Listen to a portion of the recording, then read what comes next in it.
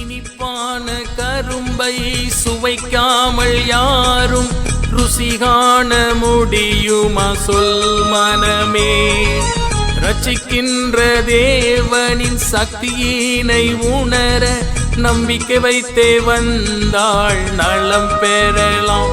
இந்த பூமியிலே எவர்க்கும் இல்லை நிம்மதி, அந்த நிம்மதியை பெற இயேசுவே கதி. அவர் பாதம் சேர முழு மனதாய் சம்மதி, பின்பு காலமெல்லாம் அடைவாய் நிம்மதி. ஆண்டவராகிய இயேசு கிறிஸ்துவின் பரிசுத்த நாமத்தில் உங்களை அன்புடன் வாழ்த்துகிறோம்.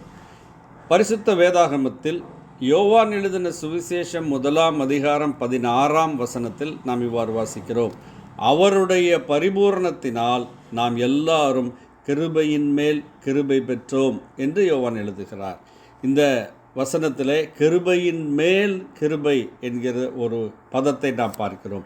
கிருபை என்பது ஆங்கிலத்திலே கிரேஸ் என்று சொல்லப்படுகிறது. இதனுடைய பொருள் என்னவென்றால் தகுதியற்ற ஒருவன் மீது காண்பிக்கப்படுகிற இரக்கம் அல்லது தயவு, அதுதான் கிருபை என்று சொல்லப்படுகிறது. அப்போஸ்தலனாகிய பவுல் எபேசியருக்கு எழுதின நிருபம் 2 அதிகாரத்தில் இவ்வாறு கூறுகிறார். 8 வசனத்திலே, கிருபையினாலே விசுவாசத்தை கொண்டு ரட்சிக்கப்பட்டீர்கள், இது உங்களால் உண்டானதல்ல, இது தேவனுடைய ஈவு என்று சொல்லுகிறார். கிருபையினாலே ஒரு மனிதன் ரட்சிக்கப்படுகிறான். ஆம், தேவன் கிருபையுள்ளவராய் இருந்தபடியினாலே, தேவன் இரக்கமுள்ளவராய் இருந்தபடியினாலே, நீதியின்படி தண்டிக்கப்பட வேண்டிய பாவிகளாகிய மனிதர்களாகிய நம்மை பாவத்தின் பிடியிலிருந்தும் பாவத்தின் தண்டனையிலிருந்தும் விடுதலையாக்குவதற்காக தேவன் கிருபையுள்ளவராய் இருந்தபடியினாலே இந்த உலகத்திலே மனிதனாய் தோன்றினார். அவர் இரக்கமுள்ளவராய் கிருபையுள்ளவராய் இருந்தபடியினாலே மனுக்குலத்தின் மீது வரவேண்டிய தேவனுடைய நீதியான கோபத்தை தன் மீது ஏற்றுக்கொண்டு பரிகார பலியாக அவர் சிலுவையிலே நமக்காக ஜீவன் கொடுத்தார். மரித்து அடக்கம் பண்ணப்பட்ட கிறிஸ்து 3ஆம் நாள் உயிர்த்தெழுந்தார். இன்றைக்கும் பிதாவின் சமூகத்திலே ஜீவித்து கொண்டிருக்கிறார். நமக்காக பரிந்து பேசி கொண்டிருக்கிறார் என்று வேதாகமம் சொல்லுகிறது. ஆகவே தான் அப்போஸ்தலனாகிய பவுல் சொல்லும்போது கிருபையினாலே விசுவாசத்தை கொண்டு ரட்சிக்கப்பட்டீர் என்று சொல்லுகிறார். கிருபையினாலே ரட்சிப்பு என்பது எல்லாருக்கும் ஆயத்தமாக்கப்பட்டு வைக்கப்பட்டிருக்கிறது.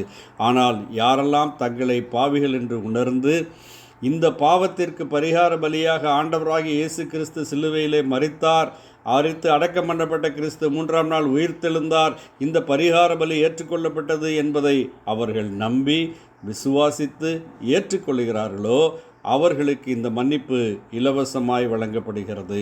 ஆகவே தான் யோவான் சுவிசேஷத்திலே நாம் வாசித்தோம், அவருடைய பரிபூரணத்தினால் நாம் எல்லாரும் கிருபையின் மேல் கிருபை பெற்றோம். இரக்கம் காண்பிக்கப்படுகிறதற்கு தகுதியற்ற நம்மீது கிருபை காண்பித்தது மட்டுமல்ல, கிருபையின் மேல் கிருபை பெற்றோம். நம்முடைய பாவங்கள் எல்லாவற்றையும் அவர் தன்னுடைய பலிமரணத்தினாலே மன்னிப்பது தேவனுக்கு சித்தமாயிருந்தது. அருமையானவர்களே, நீங்களும் இந்த மன்னிப்பை, சமாதானத்தை, சந்தோஷத்தை பெற்றுக்கொள்ள வேண்டும் என்பதே நாங்கள் உங்களுக்காக தேவனிடம் செய்யும் விண்ணப்பமாயிருக்கிறது. விசுவாசத்தினாலே நாம் இதை பெற்றுக்கொள்ளலாம். ஆண்டவராகிய இயேசு கிறிஸ்துவை விசுவாசித்து அவரை சொந்த இரட்சகராக தெய்வமாக ஏற்றுக்கொள்கிறவர்கள் இந்த ரட்சிப்பை, இந்த மன்னிப்பை, நிச்சயத்தை பெற்றுக்கொள்வார்கள். நீங்களும் அதை பெற்றுக்கொள்ள தேவன் உங்களுக்கு உதவி செய்வாராக.